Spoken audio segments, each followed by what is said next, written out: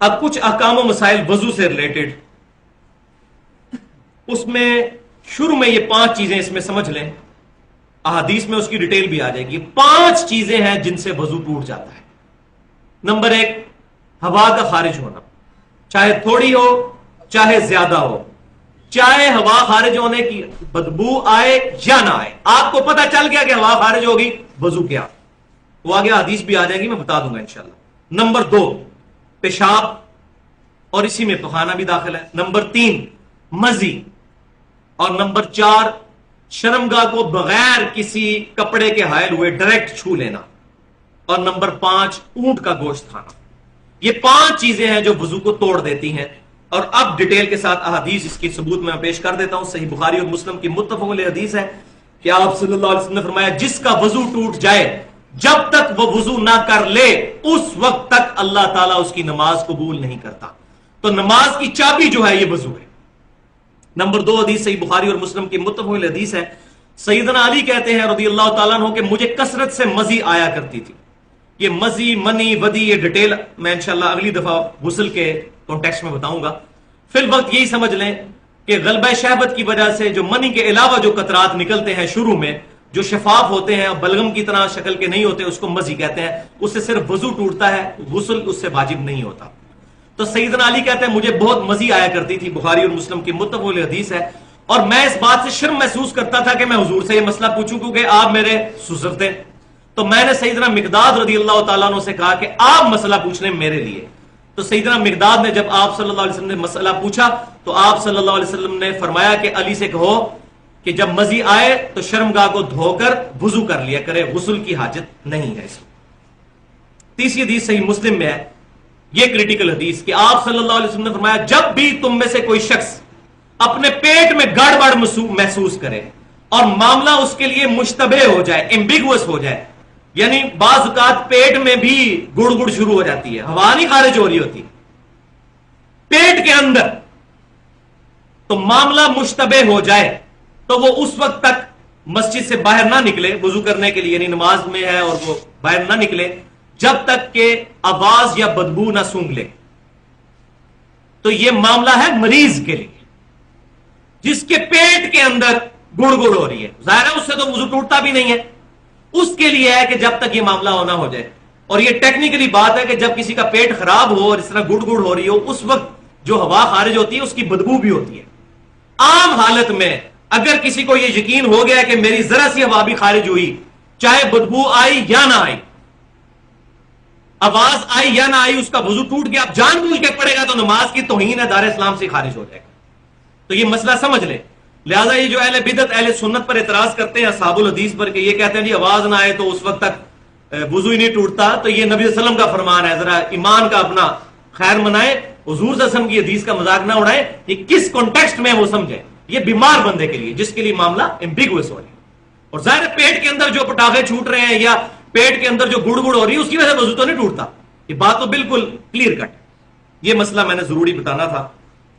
چوتھی حدیث صحیح مسلم میں کہ نبی صلی اللہ علیہ وسلم نے پوچھا گیا کہ جب ہم بکری کا گوشت کھاتے ہیں اس کے بعد وضو کیا کریں، تو آپ صلی اللہ علیہ وسلم نے فرمایا کہ تمہاری مرضی ہے، کر لو تب بھی ٹھیک، نہ کرو تب بھی ٹھیک، یعنی وضو نہیں ٹوٹتا۔ اور پھر پوچھا گیا کہ بتائیے اگر ہم اونٹ کا گوشت کھا لیں، تو فرمایا اونٹ کا گوشت کھاؤ تو وضو کر لیا کرو، یہ اللہ تعالیٰ کی طرف سے حکم ہے، اس کی دلیل کوئی ہو یا نہ ہو اللہ کی طرف سے حکم ہے۔ پانچویں حدیث جامعہ ترمذی، سنن ابی داؤد اور سنن نسائی اور سنن ابن ماجہ میں ہے کہ آپ صلی اللہ علیہ وسلم نے فرمایا جو شخص بھی اپنی شرمگاہ کو چھو لے تو پھر اپنے وضو کو دوبارہ کرے، اس کا وضو ٹوٹ گیا۔ لہذا وہ جو سنن ابی داؤد کے اندر حدیث ہے وہ بھی حدیث صحیح ہے کہ نبی صلی اللہ علیہ وسلم سے جب پوچھا گیا کہ اگر کوئی شخص اپنی شرمگاہ کو ہاتھ لگا لے تو کیا اس کا وضو ٹوٹ جائے گا، تو آپ صلی اللہ علیہ وسلم نے فرمایا کہ شرمگاہ بھی تمہارے جسم کا ایک ٹکڑا ہے، کوئی حرج نہیں اس میں۔ وہ حدیث منسوخ ہے محدثین کی نظر میں، اور یہ حدیث اس کو یہ ناسخ ہے اس کی کہ جو بندہ شرمگاہ کو ہاتھ لگا لے، ویسے ٹیکنیکلی بھی یہ بات سمجھ آتی ہے کہ جو اتنی ایکسٹریم تک گیا ہوا ہے اس کو وضو کر لینا چاہیے دوبارہ۔ چھٹی حدیث صحیح ابن حبان میں اور سنن دارقطنی میں اور مسند امام شافعی میں آپ صلی اللہ علیہ وسلم نے فرمایا کہ اگر کوئی شخص اپنی شرمگاہ کو بغیر کسی کپڑے کے حائل ہوئے چھوئے تو وہ وضو کرے، اور اگر کپڑے کے ساتھ چھوئے تو پھر وضو کرنے کی حاجت نہیں. یعنی اگر کسی شخص نے کپڑے کے باہر سے ہی شرمگاہ کو ہاتھ لگا لیا تو اس کا وضو ٹوٹا نہیں ہے. پھر 7ویں حدیث جامعہ ترمذی، سنن نبی داؤد اور سنن ابن ماجہ کی، کہ آپ صلی اللہ علیہ وسلم نے فرمایا جو شخص بسم اللہ نہیں پڑھتا اس کا وضو نہیں ہے. اس بات کو سمجھ لیں، اس حدیث پر کسی محدث نے یہ باب نہیں باندھا کہ بسم اللہ کے بغیر وضو نہیں ہوتا، یہ صرف افضلیت کے طور پر ہے. جیسا کہ یہ حدیث میں ہے، صحیح بخاری اور مسلم کی متفق علیہ حدیث ہے، تم میں سے کوئی شخص اس وقت تک مومن ہی نہیں ہو سکتا جب تک کہ وہ چیز نہ پسند کرے اپنے بھائی کے لیے جو اپنے لیے پسند کرتا ہے. تو کامل الایمان مومن نہیں ہوگا. بعض اوقات تو ایسا ہو بھی سکتا ہے. تو اس پر کسی محدث کا باب نہیں کہ بسم اللہ کے بغیر وضو نہیں ہوتا. جس کو یاد ہے بسم اللہ پڑھنی، اس نے جان بوجھ کے نہیں پڑھی، اس کا وضو واقعی نہیں.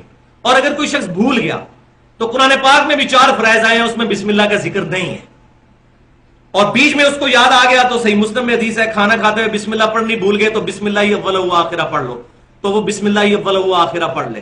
آخر میں یاد ہے تو اس وقت پڑھ لے. البتہ یہ وضو کا جز نہیں ہوگا، لیکن جس کو یاد ہے بسم اللہ پڑھنا اس نے جان بوجھ کے نہیں پڑھی، اس کا وضو نہیں. لہذا یہ مسئلہ بھی میں نے کلیئر کیا، اس بارے میں بھی بڑی مسکنسیپشن تھی. 8ویں حدیث سنن نبی داؤد، مسند امام احمد اور سنن نسائی الکبریٰ میں ہے کہ نبی صلی اللہ علیہ وسلم نے ایک شخص کو دیکھا کہ وہ تہمد لٹکائے ہوئے نماز پڑھ رہا تھا. تو آپ صلی اللہ علیہ وسلم نے اس کو فرمایا، اس کا تہمد ٹخنوں سے نیچے تھا، آپ نے فرمایا کہ جاؤ دوبارہ وضو کرو. تو سیدنا ابو ہریرہ رضی اللہ تعالیٰ نے پوچھا یا رسول اللہ صلی اللہ علیہ وسلم، آپ نے اس کو دوبارہ وضو کرنے کا حکم کیوں دیا؟ تو آپ صلی اللہ علیہ وسلم نے فرمایا کہ بے شک اللہ تعالیٰ اس کی نماز قبول نہیں کرتا جس شخص کا کپڑا ٹخنوں سے نیچے لٹک رہا ہو، اس لیے میں نے اسے دوبارہ وضو کے لیے بھیجا. اس میں یہ الفاظ نہیں کہ وضو ٹوٹ جاتا ہے، یہ اصل میں آپ نے اس کو سزا دی تاکہ اس کو یہ بات یاد رہے تنبیہ کے طور پر. جیسے ٹیچر بھی کلاس میں کہتا ہے کہ اتنی دفعہ اٹھک بیٹھک کرو، یہ اٹھک بیٹھک اس سے کروائی کیونکہ کسی محدث نے یہ باب نہیں اس پر باندھا کہ ٹخنوں سے شلوار نیچے چلی جائے تو اس کا وضو ٹوٹ جاتا ہے. کسی سے ثابت نہیں، یہ میرا چیلنج ہے.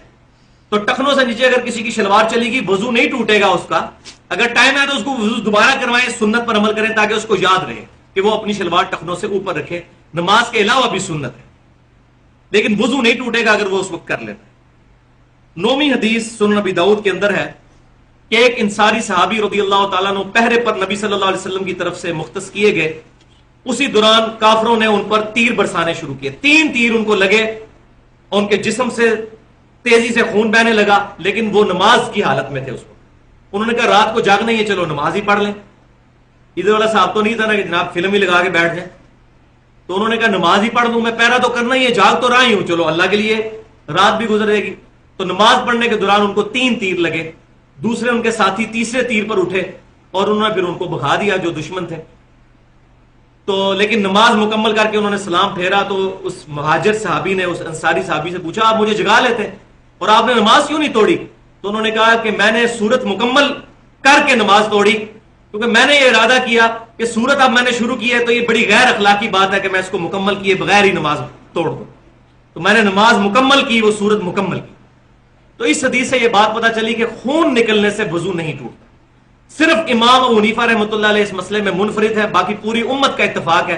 اور امام بخاری نے بھی چیپٹر باندھا ہے کہ خون نکلنے سے وضو نہیں ٹوٹتا، اور نہ خون ناپاک ہے. حیض کا خون ناپاک ہے، عام خون جو ہمارا جسم سے نکلتا ہے یہ ناپاک نہیں، اس کو کھانا حرام ہے، پینا حرام ہے، خود یہ ناپاک نہیں. تو لہذا خون نکلنے سے بھی وضو نہیں ٹوٹے گا.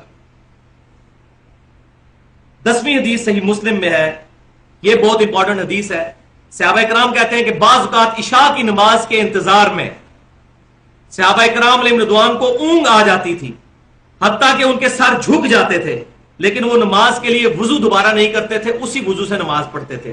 تو اس بات سے یہ پتا چلا کہ اگر بیٹھے بیٹھے اونگ آئے یوں ایسے اور انسان بیٹھا ہوا ہے تو اس کا وضو نہیں ٹوٹے گا، لیکن اگر غافل ہو کر لیٹا ہوا ہے اور خراٹے مار رہا ہے تو اس کا وضو بھی ٹوٹ جائے گا.